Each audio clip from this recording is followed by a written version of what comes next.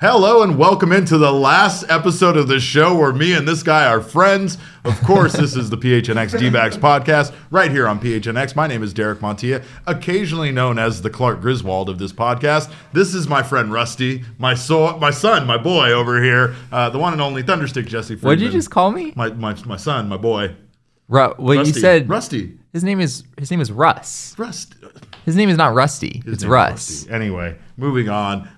This is now you're an expert on the fucking movie. I am an expert. I studied it deeply and I hated every single moment of it. But you'll have to wait until later to hear my full thoughts on a very overrated Christmas movie in my personal opinion. He's not even waiting to piss me off. This show is brought to you by the fine folks at the DraftKings Sportsbook app, America's top-rated sportsbook app, and I might add a sportsbook app that properly respects National Lampoon's Christmas Vacation. But, of course, Jesse, we have Brandon Drury news to get to.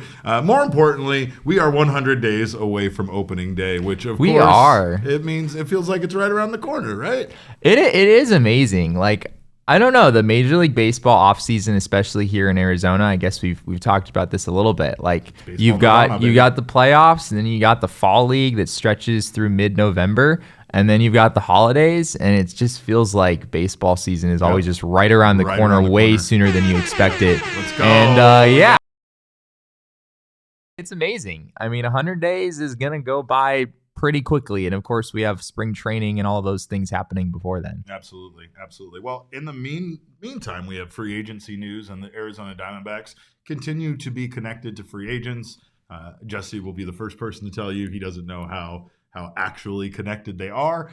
In this case, it kind of feels... It was more Xander Bogaerts. I wasn't. I was a little skeptical of that one, right, but right. The other Brandon Drury a little more reasonable. All right, but Brandon Drury might be coming back to the Valley, according to reports.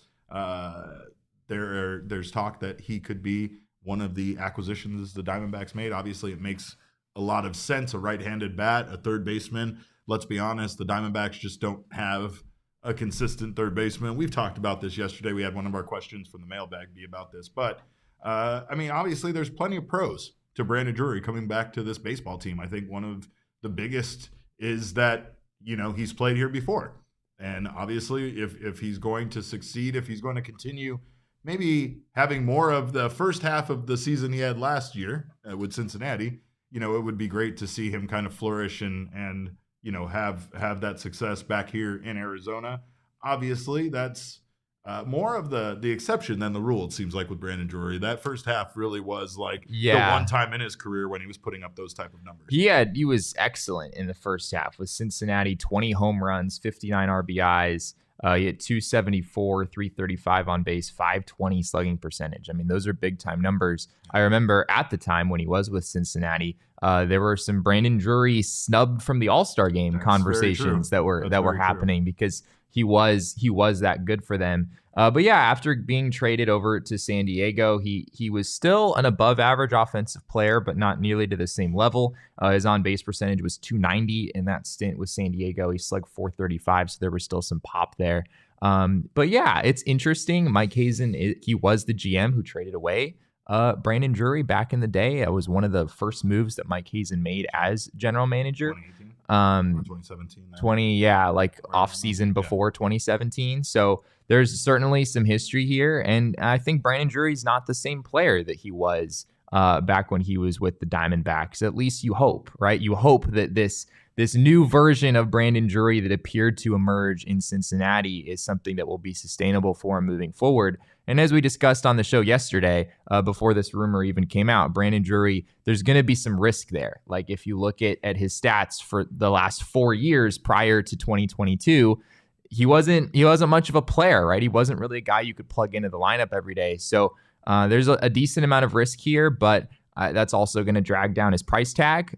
For a guy who hit 28 home runs last year and had an 813 OPS, you might be getting him for a little bit less than other guys who put up those numbers. But it's for a reason, right? It's because he hasn't done this sustainably for a number of years. This 2022 season was sort of an anomaly for him. Yeah, and he won the Silver Slugger, so of course that he did. He won it for the utility spot, which That's is interesting. But yeah, I mean, he had a good year, and 813 OPS is certainly respectable. Honestly, one of his best seasons ever was 2016 with the Diamondbacks. So again, this guy he's been average. He's been bad at times. Were you a Brandon Drury believer in the early days when he first came up? Was it like Brandon Drury's going to be a long-term infielder, like everyday guy for the D-backs? I don't ever remember that being like the talk. I really don't. I don't remember Brandon Drury being a guy that when he came up, people had a lot of faith in. I mean, he did pretty well. I think that was the thing, was the 2016 season,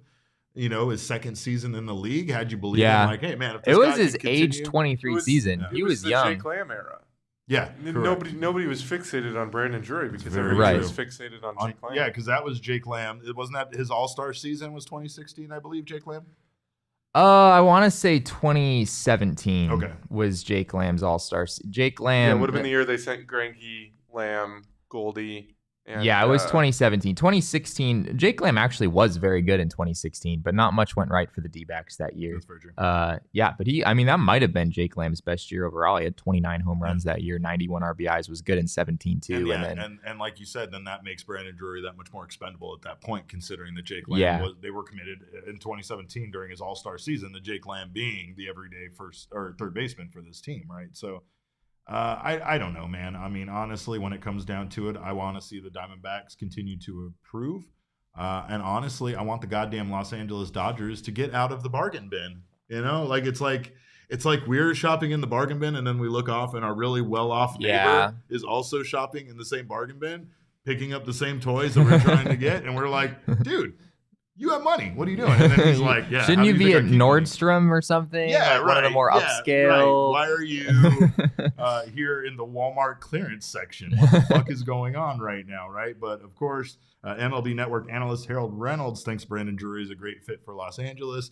And again, it kind of felt like, in listening to it, it kind of felt like, yeah, he's a great fit based on what Los Angeles has been doing lately.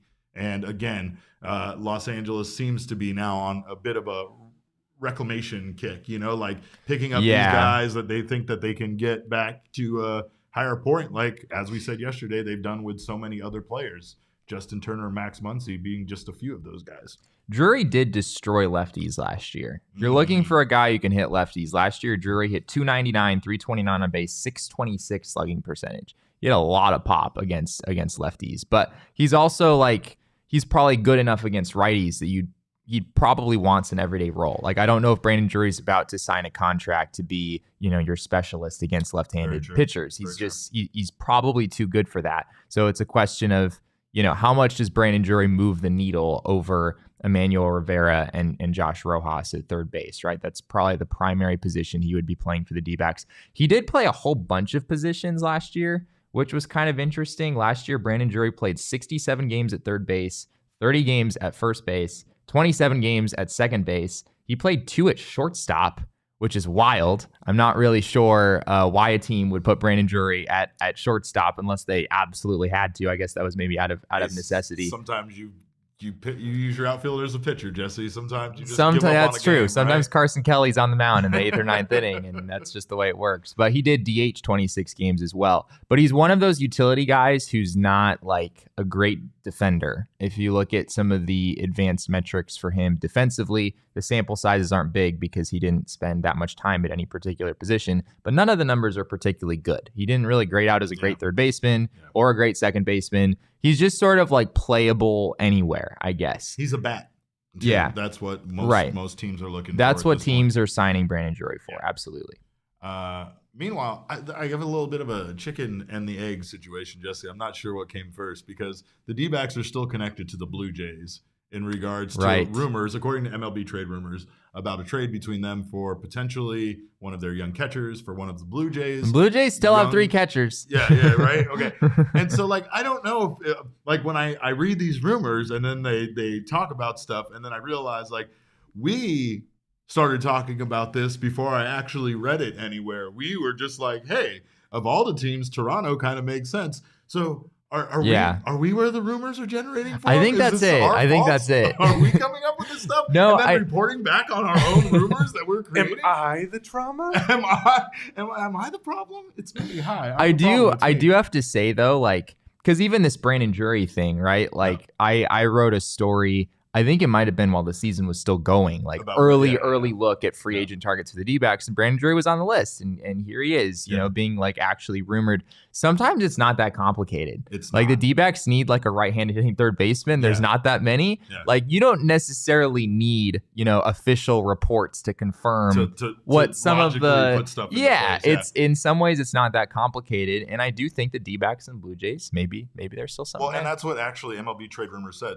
I mean, it was like an article that wasn't trying to say, hey, we're confirming this on any information. Yeah, it was more speculative. Sort of. Yeah, Arizona was one of 6 teams listed as the most logical trade partner for Toronto. But what I thought was interesting was, of all the 6 teams listed, they confirmed that Arizona was in fact the one that made the most sense. Interesting. Like, it made the most sense for Toronto to do a deal, and it made the most sense for the D-backs to do the deal.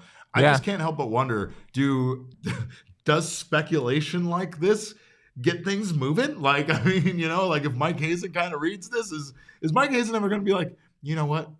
Maybe they're right. I'm going to call Toronto again, right? Like, I don't know. I'm just saying, like, it's funny. I'm going to have to go pretty hard no on that. I don't think Mike Hazen is looking to MLB trade rumors to figure out which players he should be going after. But yeah, I mean, there is some actual reported information backing a connection with the Blue Jays. I believe they were on the list of teams that has checked in on the Diamondbacks young outfielders. So yeah, it's not rocket science. But in this day and age, it feels like any team that's trying to make a move is checking in on talented young players other teams have, right? And really, when it comes down to it, Arizona has made it known that they are not really looking for prospects in return at this point. They're trying to get major league ready talent or players that are currently in Major League Baseball. So they still, the Blue Jays still do have sort of a hole in the outfield. They got Kevin Kiermaier. But outside of that, you've got Whit Merrifield, who maybe could play some innings in the outfield, probably more so a second baseman. You've got George Springer. You've got Lourdes Gurriel Jr. Don't know if they necessarily view him as like a true everyday guy. So there is still kind of an opening there to add one of the Diamondbacks' left-handed hitting outfielders. And, of course, the Blue Jays still have 3 catchers, which it seems like kind of a near certainty that by the time opening day rolls around, they're probably not going to have 3 catchers anymore. Yeah, I agree with that. Well, if you haven't had a chance to do so, make sure to check out our website over at gophnx.com. Of course, Jesse has wonderful articles, both unlocked and for Diehards only.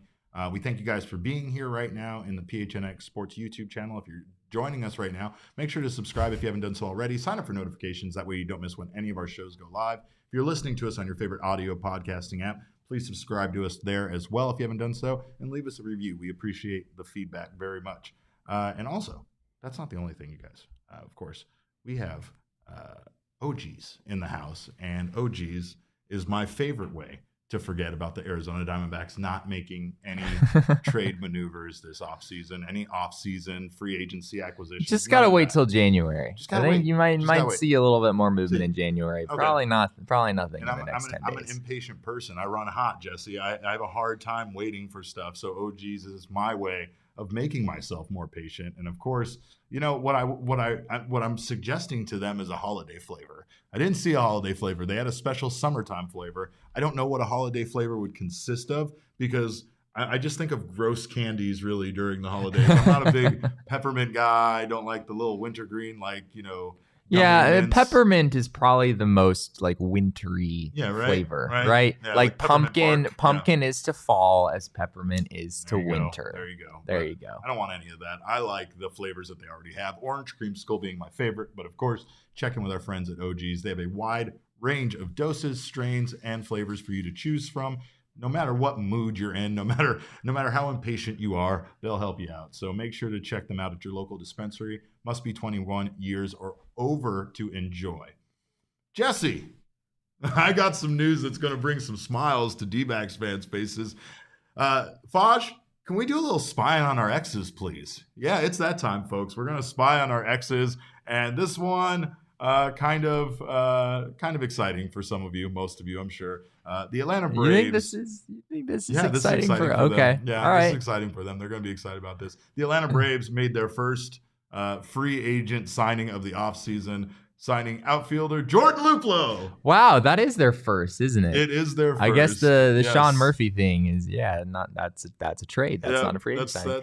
I mean, at least they're active, right? So you can't say they're not doing things. Also, if there's any teams that doesn't fucking need to add more to their like already impressive lockdown roster, that's fair. It's Atlanta. That's but fair. They do sign Luplow to a 1-year, $1.4 million contract, ensuring that he is not coming back to the Arizona Diamondbacks next season. Jesse, what are your thoughts? Yeah, I mean, once you non-tender him, you sort of expected that he probably wasn't walked away. Probably wasn't coming back. But yeah, 1 year, $1.4 million. Jordan Luplow was projected to get about $2 million in arbitration. So, if you're sort of evaluating this in terms of, was Jordan Luplow truly worth less on the open market than what the D-backs would have paid? I guess the answer is yes. The answer is yes. Yeah, he got $1.4 million, which makes sense after the season he had in Arizona. But I will also say that Jordan Luplow is probably a bounce back candidate. Like, I would not be that surprised going into next year. Ben in the comments says Luplow's going to rake. Yeah, you're right, Ben. It really wouldn't surprise me that much.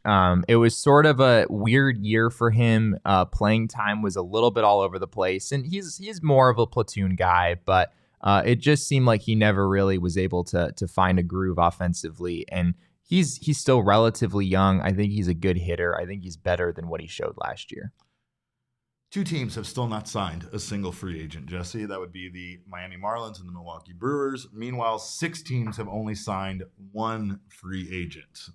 On the other end of the spectrum, you have the D-backs not among them. Right? They're not. Yeah, they're not among Miguel them. Castro and Scott McGuff. Yep, that just gets them out of the range of this conversation just a bit. But the Mets, meanwhile, have signed the most with 7 free agents. And they've just thrown money around willy-nilly, if you will. And it seems to really be feast or famine for the most part when it comes to teams either already being good and getting better, or just the elite teams staying at the top, right? I mean, outside of the Texas Rangers, we have not really seen any team make a big splash. I feel like that's changing their position from being at the bottom to the top, right? That's a good point. I mean, I guess you could maybe make the case that Carlos Correa like maybe elevates the Giants to some sort of a new level. We're talking about the fucking Giants that are good like every other year anyway, right? Right. So it's emphasis on every other year. Every other year. Right? So, although I don't know if you saw this report. This came out maybe a couple of hours ago. I don't know if there's any updates on this just yet, but apparently the Giants postponed introducing Carlos Correa to the media because there were some issues with his physical.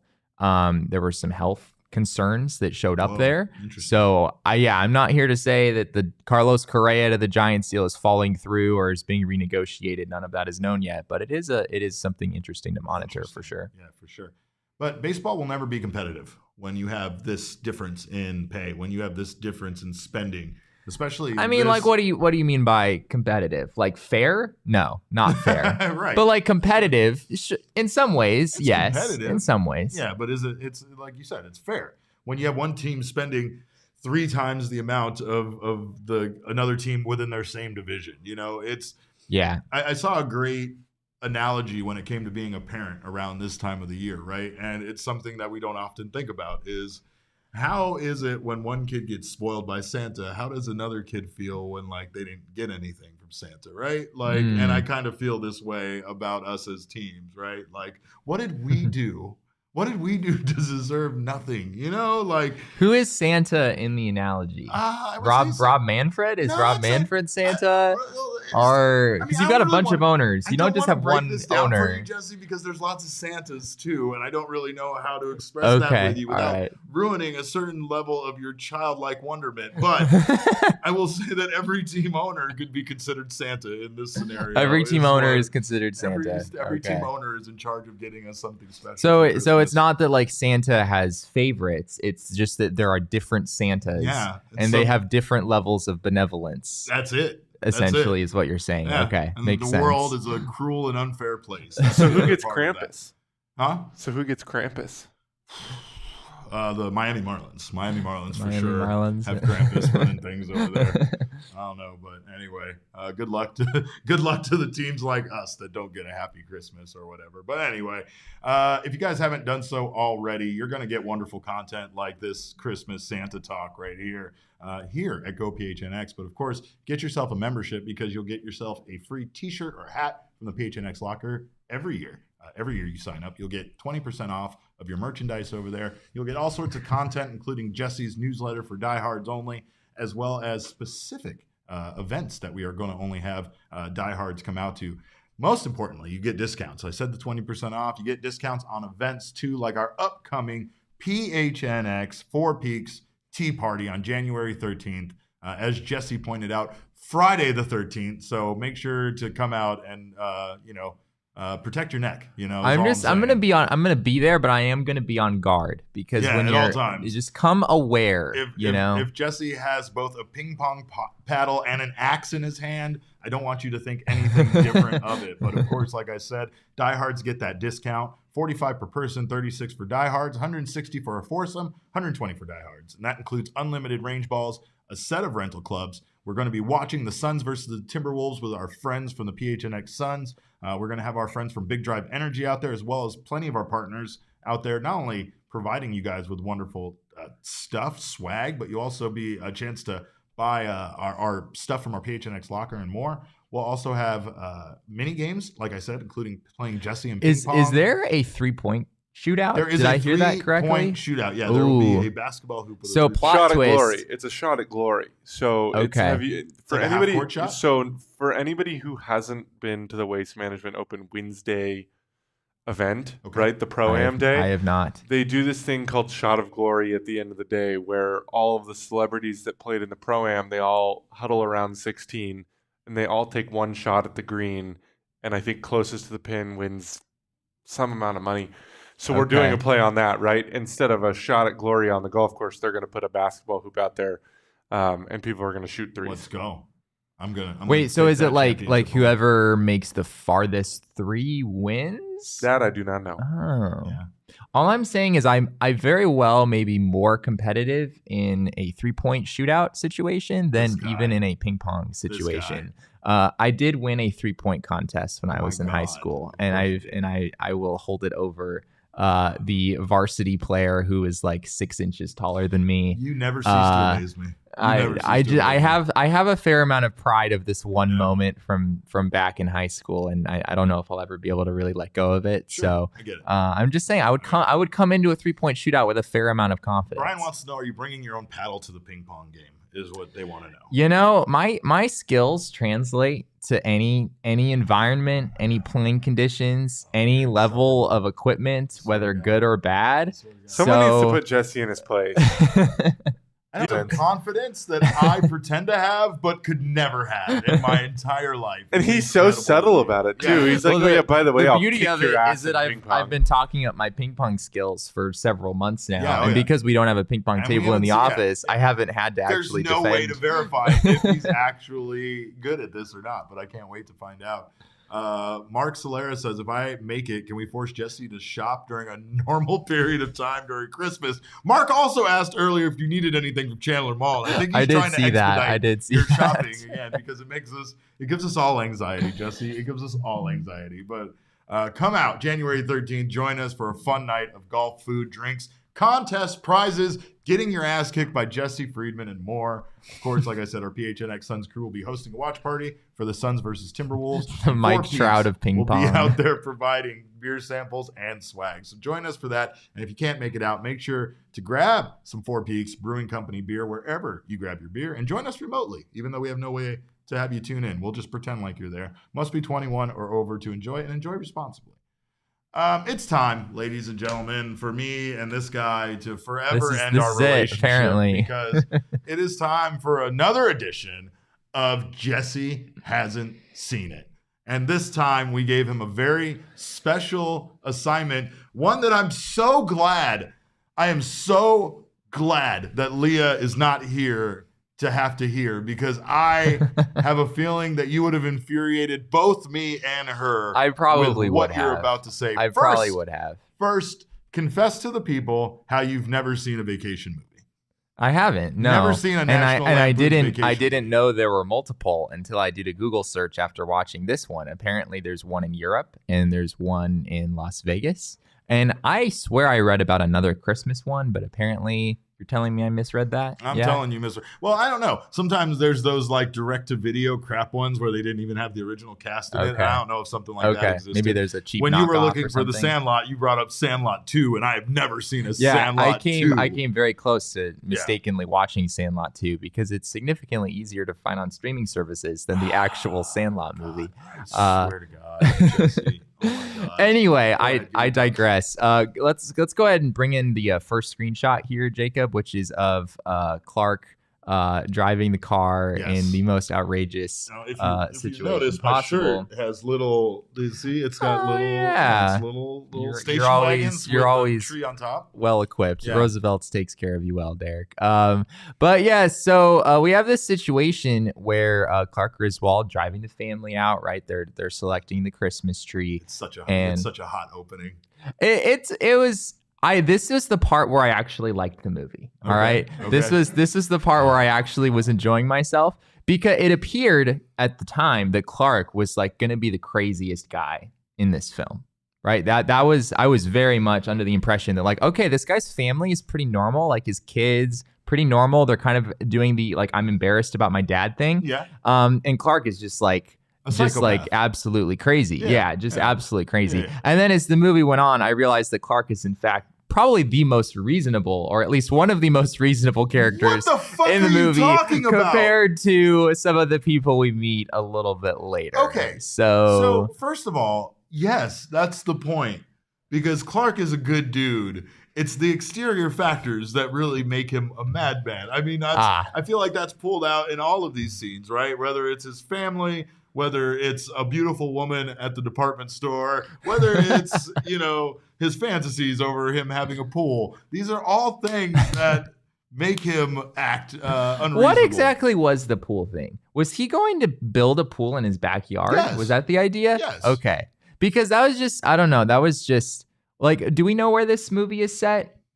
It doesn't really seem that conducive to a swimming pool to me. It's definitely a back east kind of thing. Here's the thing. Yeah, back east, if you go to like areas of New York or Ohio and places like that. Yeah, because there's like mountains and stuff out there. So if you go there, you'll notice that they're like pools are a scarcity. But there's this thing about like being truly wealthy when you have not only a pool in that kind of part of town, but an below ground, in-ground pool. That shit's unheard of. Okay. Because most, of course, the idea here is you want to be able to pull at your pool. Wait. Suburbs of Chicago. It's Chicago? Yeah. Then, like, I don't think Chicago. Because he wears, like, Blackhawk stuff and everything. Right, you're right. Okay, you're right. So Chicago makes sense. But then why is he, like, driving into the mountains? Like that. There are mountains in Illinois. Jesse. I spent an entire summer in Illinois, Derek, and I did not come across one mountain peak in my time there. I drove all lot. Over? I drove just about every nick and cranny of Illinois I've been to. Right, but so anyway, so you're doing the thing again where you're nitpicking. Okay, I am sort of nitpicking. All right, we can go to the next screenshot here. So what's going on here? I need a little explanation on the electrical situation here. Have you never put up fucking Christmas lights on your house? I absolutely have, and I know that this kind of whatever you want to call this mess is not necessary. It is not necessary. Right. Because the idea here is that Clark's a jackass. And he's not doing things the proper way. So things are dangerous and horrible because he needs to have entirely too many lights plugged in here. Are we going to go frame by frame and have me explain these things to you? I don't want to defend this movie this much. Go ahead. These are just all of the moments that kind of drove me nuts throughout the whole thing. All right, so let's go to the next one. So here we have Cousin Eddie. Oh man. I really wanted to think that Eddie was funny, but I didn't. Eddie just drove me mad. I was just so angry at him the entire time. And yes, I grant you to everyone wondering, why am I nitpicking at all the small details? Fair point. It's a comedy. It's not really meant to be treated in this way. But I will say I did not find Eddie to be funny. I just found him to be extremely cringy and irritating. Yes. Yes. You're accurately Which is the point. finding their role. Like so far, all you've said is, I have completely felt the way that the people making this movie have wanted me to feel about these people so far.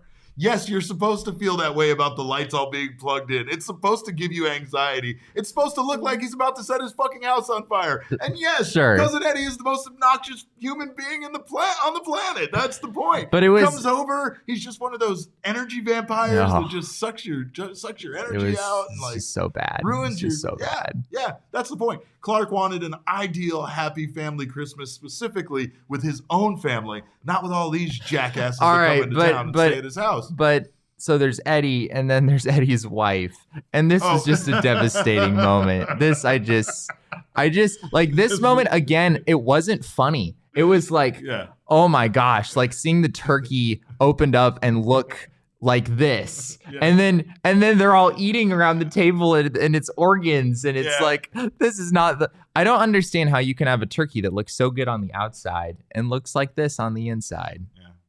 What else you got? All right, we can go to the next. Yeah, you cannot possibly. Are you gonna defend the cat? Well, here's what's funny is my wife is related to this cat.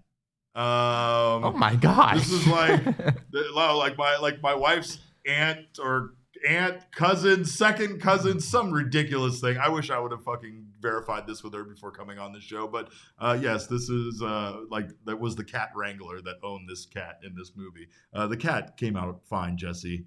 You know, the cat survived. The cat survived. The cat's fine. But what's your thought on the cat? Just utterly like it didn't make me laugh. It just made me like, this is just so sad. Like this cat just got burned and they're like chuckling about it. I think Eddie makes like a 9 lives joke or something like that. Anyway, let's go to the next one here.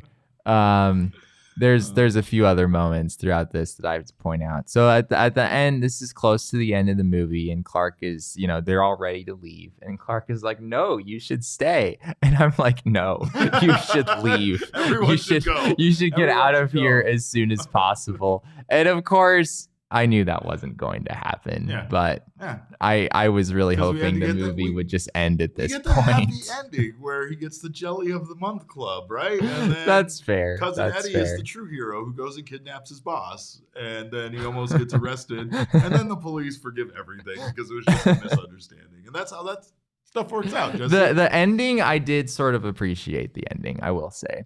A couple of other moments, like what the dog jumps through the door, like that seems a little far-fetched. Am I wrong here, Derek? Did not grow up watching movies in the 80s. Dogs jump through the door all the time in movies in the 80s. Was it far-fetched, Jesse? You deserve that one. All right. Are there any other screenshots? No, that's it. That's it. Okay. All right. Then we can put up the graphic with all of my fancy ratings on the. Again, these are percentiles. So what in the actual fuck is this? Yeah, Jesse? but I'm giving a 93 for Aunt Bethany's patriotism because those were by far my two favorite moments of this movie, when Aunt Bethany breaks out in the Pledge of Allegiance when they're trying to pray at the table, and then the way that it ends with the Star Spangled Banner was also really.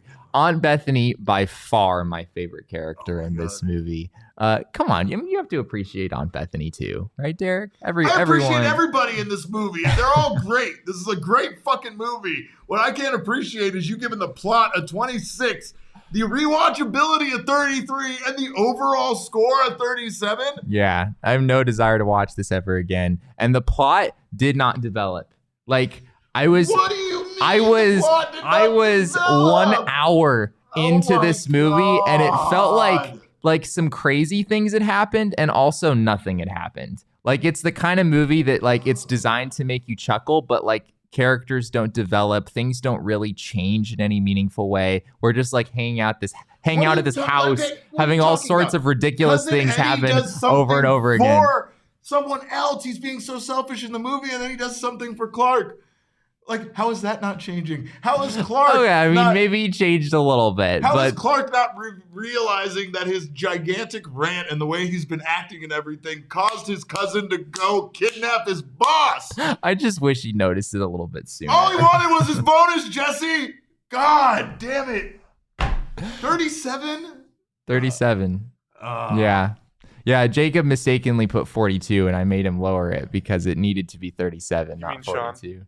Oh, it was okay. All right, I'm blaming the wrong person apparently, but I just can't do the show with you anymore. apparently, I can't do the show with you anymore. I am somewhat alone in this because everyone in the comments is giving me a very hard time. But I'm just being honest here. I did not find this movie there were some moments that made me chuckle, but overall. It was one of the worst movies I have possibly ever seen. It was just so off the rails that I couldn't do it. It was not a fun time. Charles Woodall Pike, go watch the movie and then you can boo him too. Kyle says, I'm actually on Jesse's side. The movie is overrated and extremely unfunny. Yeah, that's really what it was. That's what it was. Born in the 2000s, weren't you? You were born in I was not born in the 2000s. You were born after I graduated high school. I know that for a fact.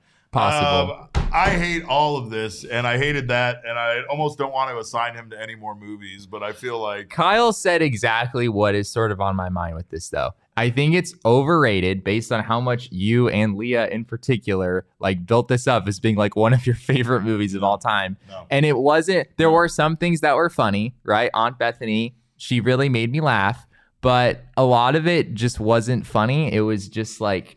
This is just stupid and ridiculous. And I kid you not, when the end came on the screen at the conclusion of this film, I was watching it with my sister-in-law, and her exact words were, "Oh, thank God, this movie is finally over." Oh my God. And I felt very similarly. God. So there you go. Someone asked in the comments, what is your favorite Christmas movie?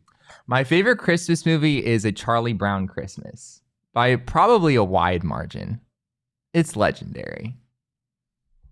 All right. Well, on that note, I think we're going to wrap things up. I have nothing to say. This is the end of the PHNX D-backs podcast. This is the end. If you guys have watched apparently that's where we're going with this. You guys got to see the whole series because this shit's a wrap.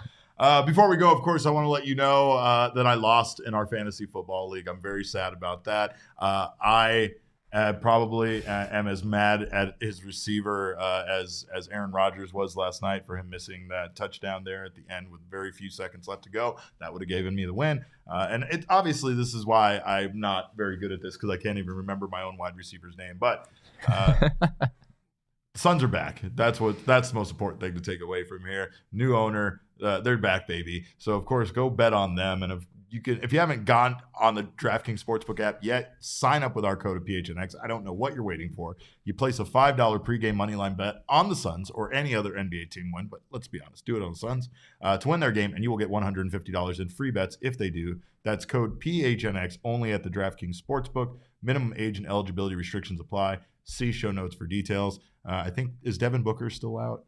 Yeah, Devin Booker's still out. So yeah, we might want to pause on that. We might want to pause on betting on the Suns on the money line just for a little bit. But of course, make sure to do so. And you can get yourself some money. Again, check in for opting in on all of their specials that they have, especially on NFL football. They're always throwing some free money your way, and that's exactly what it is. So make sure to keep an eye out for that on the DraftKings Sportsbook app. Kyle says his favorite Christmas movie, Jesse, is Muppet Christmas Carol or A Christmas Story. No, Kyle, no. Kyle, you cannot like A Christmas Story and hate National Lampoon's Christmas Vacation. There's just no fucking way both of those things can exist with the same person. I'm sorry. You don't see how narrow-minded you're talking. I see how narrow-minded you're being when you watch this movie, Jesse. I saw how narrow-minded you were that entire review. Don't even get me started on that. The more we do these movie review things, I'm coming to realize that I'm not really allowed to have my own opinions on these movies. If you're giving me a movie assignment, you fully expect that I will view the movie in identical fashion to how you view the movie. Yes, that's how I feel about everything. I want everybody to agree with me. I'm not sure that was a great assumption. At all times. Yeah. No, you're right. I don't know what I was thinking. This is what happens. Don't cause yourself grief by expecting people to be something they're not, right? We know who Jesse is. I know exactly who he was. And we let him off the hook. I am still beside myself right now. I will say Muppet Christmas Carol does slap. Die Hard is also a very good Christmas Die Hard was movie. actually on this particular night that I watched National Lampoon's Christmas Vacation. Die Hard was the movie that I was going to watch, and I convinced my family members to watch National Lampoon's Christmas Vacation instead. And now apparently I'm banned from forever picking movies at our family gathering again. You're banned at my house too. That's for goddamn sure. Apparently I'm banned from everyone at this point. Banned, and a lot of people here. Maybe you and a couple of these guys can go watch movies together. Kyle, definitely. You and Kyle can go watch movies. Anyway. Thank you guys so much for being here today and for witnessing the end of this show. In the meantime, you can get us on Twitter. I am at cap_caveman with a K. Jesse is at Jesse N. Friedman. Our show is at PHNX_DBacks, but of course, all roads lead to at PHNX_sports on Twitter, Instagram, and Facebook. We thank you guys again so much for joining us. On behalf of Faj, Jesse, and myself, we appreciate your time. And remember, kids, baseball is fun, but how the fuck did you give it a 37, Jesse? Oh my God, I can't believe this. This is ridiculous. I just think that it's the most horse shit review you've ever done in your life. I know you've done bad reviews before, but this one fucking takes the cake. I cannot believe this is the numbers you gave this show, Jesse. Oh my God.